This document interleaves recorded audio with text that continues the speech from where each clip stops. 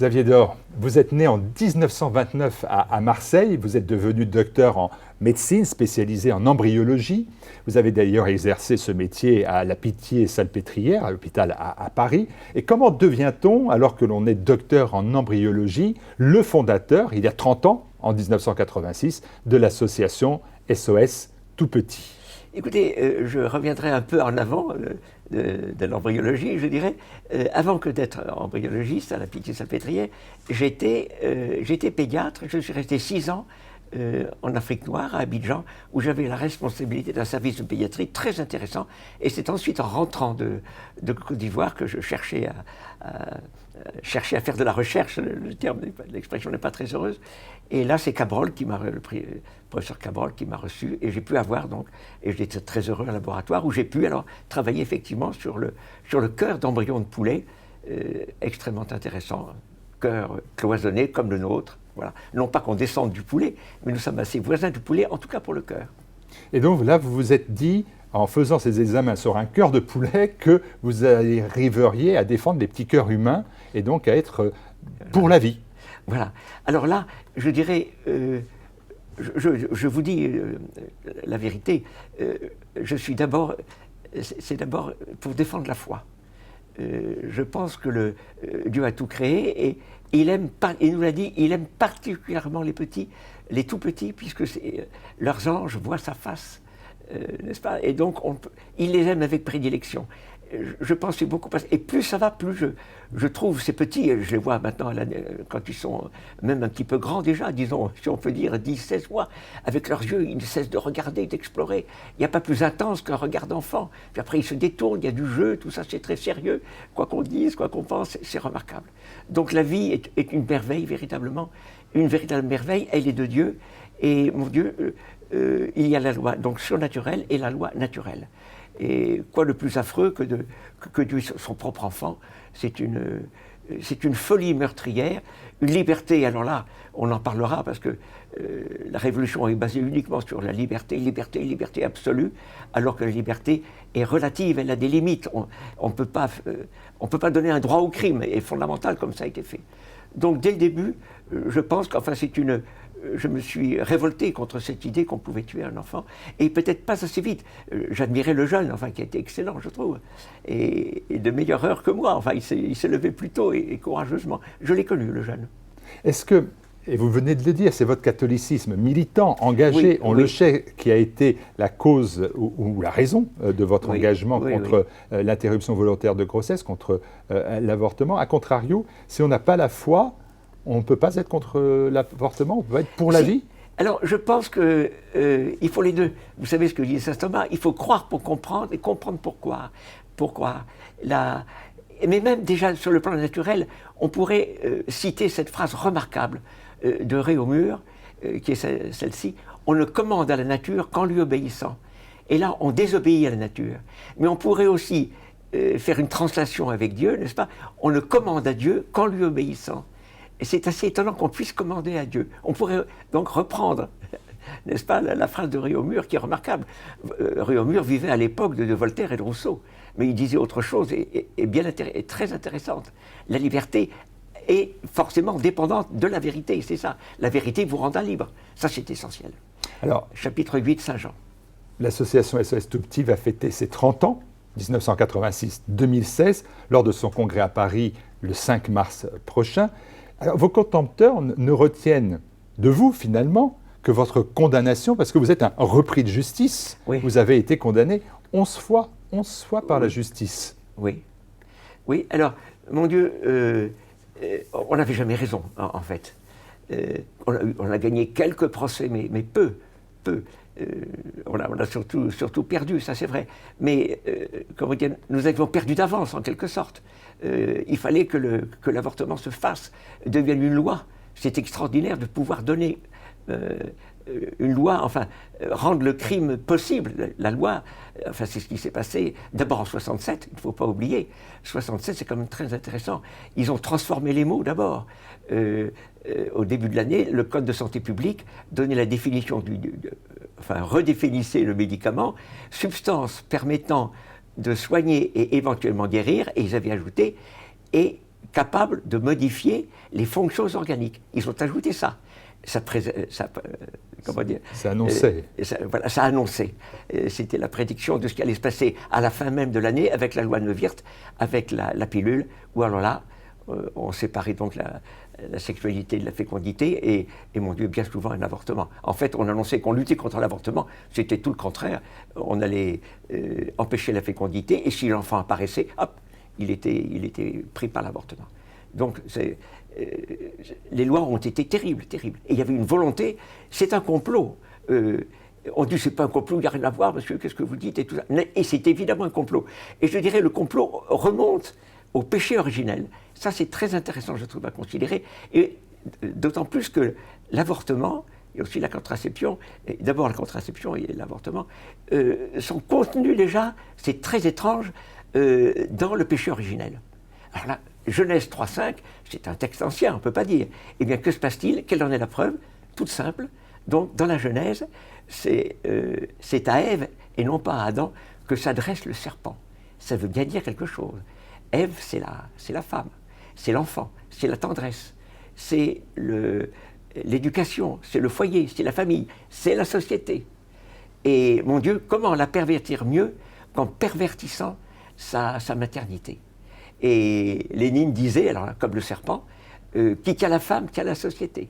Mais attention, Dieu, alors, tout à fait autre chose, s'est adressé à une femme immaculée, ce n'est plus Ève, mais c'est la femme, immaculée celle-là, vous la connaissez naturellement, et non plus pour la perdition, mais pour la rédemption. Et alors, chose encore peut-être plus étonnante, c'est que Dieu se fait embryon. Il a pris femme, on n'ose pas dire ça évidemment, mais c'est quand même, on l'a appelée mère de Dieu, n'est-ce pas? Eh bien, son fils était embryon quand la Vierge a été de Nazareth à Ain Karem, voir sa cousine Élisabeth, pas très loin de Jérusalem, il y a 72 km, je le tiens d'un prêtre libanais, donc elle était heureuse comme une reine, elle, à la hâte, c'est dans l'évangile, elle part vite vers le sud et franchit la Samarie, tout ça, ça va très vite, mais quand notre Seigneur est arrivé, c'était au stade de Morula, c'était quelques cellules, n'est-ce pas? Et il est salué du titre de Dieu, dont Dieu s'est fait embryon. Enfin, c'est incroyable, lui qui est si puissant, et même pire, je dirais, si on peut dire, une humilité encore plus extraordinaire, non seulement il se fait embryon, c'est-à-dire être vivant, mais encore matière. Matière, c'est-à-dire, monsieur, arrêtez, vous allez pas trop loin, si, puisqu'il se fait, son humilité va jusque-là, il se fait matière au point même qu'on peut le prendre dans l'hostie et dans le vin. Ah, difficile de revenir à ces 30 ans d'SOS Tout Petit, mais pourtant, vous êtes quand même dans ces 30 années-là à l'initiative d'une loi, par votre comportement, d'une loi qui est personnelle, qui est destinée à vous combattre personnellement, qui est la loi Neyertz en 1993, et qui créait le délit d'entrave à l'IVG, à l'interruption volontaire de grossesse. On aurait pu l'appeler la loi Antidor, finalement. Oh, non, oui, si on veut, c'est vrai, parce que la trêve de Dieu est arrivée un peu après nous. Mais la trêve de Dieu a mené un combat plus dur que le nôtre même. Ils s'enchaînaient, nous on ne s'est jamais enchaînés. Mais donc concrètement, vous alliez devant les hôpitaux, les cliniques, pour prévenir, pour informer, pour prier. Oui. Nous sommes d'abord rentrés, on est rentrés plus de 106 fois, je crois, dans les centres d'avortement. Mais ceci sans faire aucun dégât, je dirais, ni matériel, ni corporel. Il n'y avait ni blessure, ni coup, ni dégâts donc matériels. Et donc, on ne pouvait pas nous poursuivre. Parce que ça n'existait pas dans la loi. Alors, ils ont imaginé, alors chose extraordinaire, c'est montrer que le mensonge va avec le crime, délit d'entrave à IVG. Comment des gens censés ont voté une chose pareille? Délit, donc on pouvait nous poursuivre, d'entrave, on l'empêchait, IVG, un crime. Alors, je dirais, la loi dit exactement le contraire. Attention, on va vous poursuivre si vous n'assistez pas à une personne qui peut être victime d'un crime. Là, on vous poursuit pour non-assistance. Là, on dit exactement le contraire. Alors, les lois vont s'empiler, n'est-ce pas? Tout ça, on dit une chose et son contraire. Ça n'a pas de sens. C'est le mensonge. Et au fond, menteur et homicide, dès le principe, Lucifer. Je reviens toujours à ma question. Est-ce que vous comprenez et qu'est-ce que vous répondez à ceux qui disent, qui évoquent, de la part de votre association, des pressions psychologiques oui. morale sur les femmes, en voulant les culpabiliser. Est-ce que ça, c'est quelque chose que vous pouvez comprendre? Oui, mais je pense qu'elle est... tout ça, c'est la conscience. Nous avons cette conscience que Dieu nous a donnée et c'est par elle que nous sommes à l'image de Dieu. Un poulpe, par exemple, est de Dieu, mais il n'a pas de conscience réfléchie. Il a beaucoup d'intelligence, mais il n'a pas cette conscience réfléchie qui lui permet justement d'aller au-delà de la création, voir le Créateur, n'est-ce pas? Et c'est cette image qui doit s'effacer. Je dirais ça, je tiens ce que je viens de dire pour vraiment important. Je crois que le but final de tous ceux qui donnent un droit fondamental au crime le plus affreux qui soit, eh bien, c'est en vue d'obscurcir la conscience. Parce que celle-ci est précisément faite à l'image de Dieu, et c'est cette image qui doit disparaître. Est-ce que la femme, quand elle arrivait pour une interruption volontaire de grossesse, vous l'avez regardée comme coupable ou vous l'avez toujours regardée comme, avec bonté, comme innocente? Alors, je vais vous dire, nous ne savions pas trop à l'avance ce qu'elle allait faire ou pas faire, mais on en a vu plusieurs, ça je peux vous dire plusieurs, et même une femme médecin. Enfin, je les vois encore. Nous étions à Jeanne d'Arc, là, cette femme qui descend prendre un café, là où nous étions, dans le hall, elle voit du monde, qu'est-ce qui se passe? Et madame, nous sommes là contre l'avortement, nous prions contre l'avortement. Contre l'avortement, je viens d'en faire un. Et il y avait déjà des larmes dans ses yeux. Et cette femme était belle comme tout. Et je pensais que c'était un grand péché, parce que si l'enfant ressemblait à sa maman, en plus, je disais, quel dommage. Et on est monté avec elle, ensuite, parce qu'elle n'a pas pu rester, évidemment. Moi, je suis médecin, je ne suis pas gêné dans une clinique. On s'est assis à côté d'elle, il y avait un petit dortoir, et on l'a embrassée, on lui a donné une médaille miraculeuse. Ne croyez pas, on ne juge personne, de quel droit je mets, mais on juge l'acte. L'acte est affreux, mais la personne, elle est toujours, je dirais, c'est une personne. Alors, je dirais plus, j'ai pu rencontrer, ça c'était assez étonnant, à La Roche-sur-Yon, on était à La Roche-sur-Yon, nous sommes rentrés au service d'orthogénie du CHR, du Centre Hospitalier Régional, et là, tout était fait à l'avance, je dirais. Une amie nous avait dit exactement l'heure de l'avortement. C'était à 14h30, nous étions là à 14h15 devant la porte où se faisait l'avortement. Eh bien, nous sommes arrivés avant. Tout le monde est parti, y compris celle qui allait subir l'avortement. Mais une personne est restée la dernière. C'était la médecin, je dis là, enfin bon, une consoeur, un confrère, bon, qui elle est sortie la dernière. Mais elle avait oublié son sac. Elle est revenue dans le couloir donc, de l'orthogénie. Et là, je lui pose la question, mon cher confrère, pensez-vous que l'avortement soit un meurtre? Et jamais je n'oublierai sa réponse. Elle n'a pas répondu tout de suite, elle a baissé un peu la tête, et ensuite elle a relevé sa tête en nous regardant, mais elle continue à se regarder elle-même, comme si elle regardait sa conscience, toujours la conscience. Et elle a dit ceci d'extraordinaire, elle a dit « oui, je pense que c'est un meurtre ». Eh bien cette femme, je l'ai admirée, et je l'admire encore. Se dire la vérité à soi-même quand elle est cruelle, et quand elle est dure, et publiquement, je dirais cette femme est grande, elle est même très grande à mes yeux. Voilà, je suis même heureux de le dire ici, vous voyez. Allez, le 5 mars prochain, vous organisez donc un congrès des 30 ans avec notamment Jeanne Smith, avec Jean-Pierre Maugendre, Béatrice Bourges, et bien évidemment vous en conclusion des travaux. Le thème que je lis, c'est la vie prise à sa source, et c'est sous l'égide d'une sainte. Ah, alors, c'est une sainte. Vous savez que sainte des saintes. Notre-Dame de Guadeloupe. Alors, quelques mots sur elle. 1531, 12 décembre 1531. Vous savez qu'elle est reine du Mexique et impératrice, tenez-vous bien, impératrice des Amériques. Qu'est-ce qui s'est passé le 12 décembre? Le Mexico est à 2200 mètres d'altitude.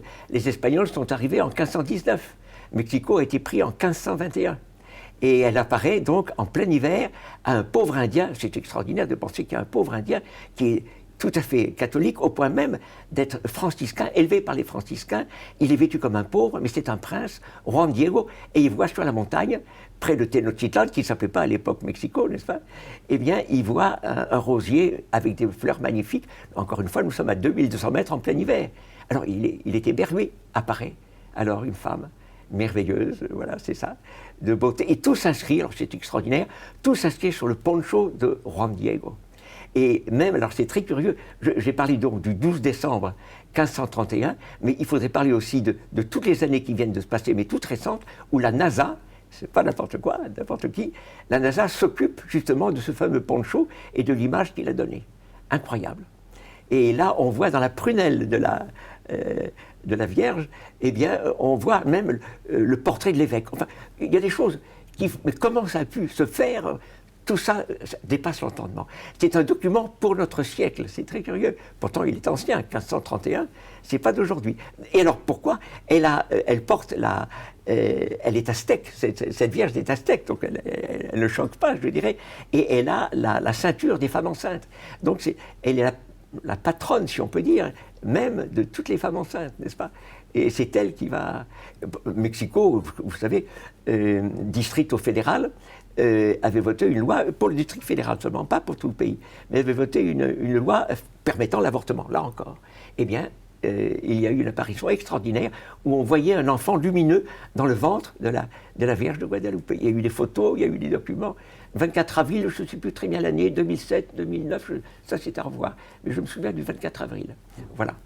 Et donc, elle patronnera votre manifestation. Est-ce que finalement, quand même, docteur, est-ce que la bataille contre l'IVG ne se rapproche pas de la bataille contre l'euthanasie, c'est-à-dire finalement des batailles perdues, tout au moins dans l'opinion publique? Voilà. Alors, perdues dans l'immédiat, naturellement, parce qu'ils vont gagner. Les francs-maçons sont tout puissants. Ce sont eux qui gouvernent. Ce n'est pas du tout ni le Palais Bourbon, ni le Sénat qui gouvernent. Non, non, allez chercher le Grand Orient. Ça, je peux vous dire, on a manifesté plus de 16 fois devant les francs-maçons. Je pense pouvoir dire que nous sommes assez au courant. Enfin, attention, comme ils restent très secrets, c'est difficile, ils se cachent comme des taupes. Ils s'énervent secrètement. Mais mon Dieu, ils sont très impressionnants. Ce sont eux qui gouvernent. Alors, est-ce qu'ils auront toujours le pouvoir? Je serais étonné. Lucifer ne peut pas gouverner en permanence, c'est pas possible. Donc dans l'immédiat, l'opinion publique, elle a accepté cela? Et vous pensez que c'est pas irréversible? Oh, absolument pas. Parce que c'est la conscience de l'homme. Alors, on peut vivre tête en bas un certain temps. 2 plus 2 égale 5, comme le disait le fameux Big Brother à Winston, dans les livres d'Orwell, n'est-ce pas? Je ne te dis pas de le dire, je te dis de le penser. Donc, l'artifice, ça marche un moment. Et puis après, tête en bas, ça, tôt ou tard, ça va tomber. La vérité, et puis Dieu est tout-puissant. Il est, n'est-ce pas? Satan est puissant, mais Dieu est tout-puissant. Et voilà, tout-puissant. Et même, je dirais, il a une faiblesse. Je ne sais pas si vous savez, Dieu Tout-Puissant a une faiblesse. Quelle peut être? Eh bien, il nous a donné la liberté. Et donc, il ne sait pas pour la reprendre. Et il y a un péché irrémissible. Ça, c'est intéressant de le savoir. Il y a un péché qui Dieu, qui est Tout-Puissant, ne peut pas pardonner. Quel serait ce péché? Eh bien, ce serait lorsque on va mourir, on va paraître devant Dieu. Alors là, on verra Dieu tel qu'il est. C'est éclatant de beauté, de bonté, de miséricorde, et il a tout pour lui. Et donc, tout va bien, je dirais, à condition que là, la décision sera prise en totale liberté, puisqu'on sera pleinement informé de Dieu et de soi-même, n'est-ce pas? Et si à ce moment-là, on refuse le pardon de Dieu, c'est l'enfer immédiat, le péché irrémissible. Donc, Dieu n'est pas tout-puissant, c'est ce que dit le père Varillon très bien. Et alors, attention, il continue, c'est un théologien, un jésuite. Dieu n'est pas tout-puissant, puisque, ayant créé l'homme libre, il a mis une limite à sa toute-puissance. Alors, Dieu n'est pas tout-puissant. Réponse, Dieu est amour tout-puissant. Allez, qu'est-ce que dans votre vie, car vous avez maintenant 87, Sieben und 80 Jahre. Je n'ai pas osé le dire, c'est vous qui avez donné l'âge. C'est un peu plus jeune. Alors, je sais que vous avez préparé, alors ça c'est important parce que c'est des fois difficile à faire, vous avez préparé votre succession. C'est-à-dire, vous êtes mis en situation de passer la main un jour, pas tout de suite, je ne sais pas quand. Oui, je pense que c'est fait. Et j'ai trouvé un garçon remarquable, un garçon si je puis dire, enfin il est plus jeune que moi. Il est professeur de génétique, il est de Nantes, vraiment, et c'est lui qui moi je suis pas lui, enfin je suis pas généticien, mais lui est généticien. Et donc... il s'agit du docteur Philippe Piloquet. Le Philippe Piloquet.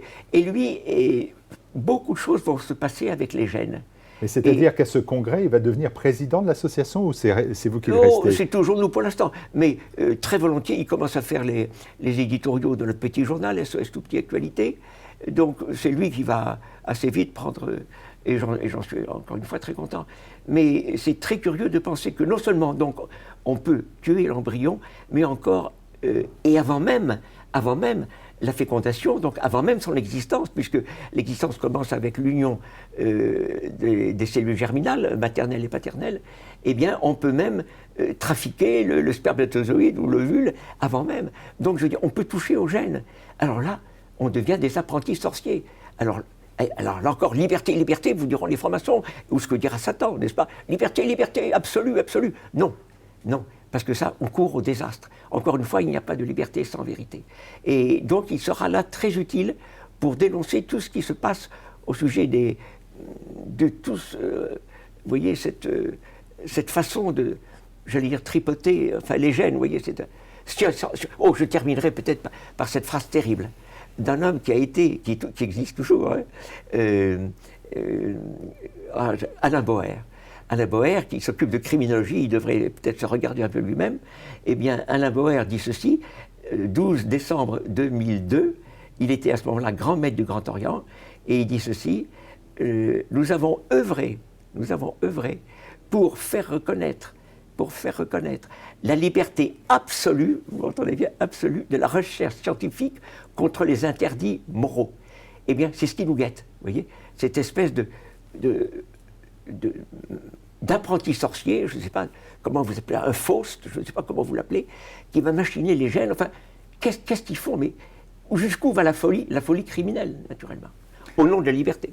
30 ans de SOS Tout Petit, quel est votre plus grand motif de fierté? Quel est votre plus grand motif de regret pendant ces 30 années-là de SOS Tout Petit? De fierté, écoutez, le seul succès qu'on ait eu, le seul succès, je dirais, oui, un réel succès, parce qu'on dit vous n'avez abouti à rien. Quand même une clinique importante d'avortement, très importante même, dans le 18e arrondissement à Paris, rue Ordener, 32 rue Ordener, a fermé ses portes. On a été, je ne sais plus si c'est 17 ou 18 fois à Ordener, à l'intérieur, et je connaissais même le chirurgien responsable, il me connaissait. Je ne sais pas s'il m'apprécie beaucoup, mais enfin, bon, le malheureux. Et quand nous sommes arrivés, je crois que c'était en 80, j'ai oublié la date exacte, 98, non, 87, je ne sais plus. Enfin. Eh bien, la clinique avait fermé. On avait prévu une couronne mortuaire, et c'était pas la peine de la mettre, puisqu'ils avaient fermé le... Et alors, les gens nous disent, mais non, c'est pas vous, ça peut pas... Mais on s'est informé auprès du pharmacien, auprès des cafés, parce que, bon, ils nous voyaient bien. Mais voyons, ce sont les commandos, ils ont appelé le commando. Et moi, je me souviens c'était une émeute, quand on était là, dans la rue, c'était une émeute. L'eau coulait de partout, il y avait des colorants, des inscriptions partout, un bruit épouvantable, et je me rappelle d'un homme avec 2 petits garçons venant dire « Partez, partez, monsieur, on n'en peut plus, quand vous êtes là, on n'en peut plus. » Je dis « Monsieur, vous savez ce qu'on fait en face, on tue les enfants. » « Je sais, mais partez. » Vous voyez, c'est ça. Donc, ils en avaient assez, vous voyez, et la clinique a fermé. Alors, moi, je pensais qu'elle pouvait simplement arrêter les avortements. Le reste allait bien, vous voyez ce que je veux dire. Nous ne sommes pas, voilà. Et ça a été donc notre seul succès, je dirais. Mais alors, est-ce que je pourrais terminer par un succès? Les regrets, vous n'en avez pas? Aucun. Aucun. Alors là, ce serait tout le contraire. Votre dernier succès est terminé. Aucun. Alors là, c'est tout le contraire. On aurait dû faire même davantage, naturellement. Parce que ne croyez pas que on a la haine de personne. Il faut avoir la haine du péché qui nous sépare de Dieu, mais la haine de personne, non. Dieu n'a pas ça du tout. Il a la haine du péché, naturellement, qui nous sépare de lui. Voilà. Mais quand même, cette chose, rue Vanneau, nous avons pris cette habitude, tous les vendredis, nous distribuons des tracts en début d'après-midi devant les collèges, les lycées, les facultés. Et là, nous sommes rue Vanneau, Paris, dans le 7e arrondissement, tout près d'un lycée assez important. On distribue nos tracts, on parle avec les élèves qui sont là, qui sortent.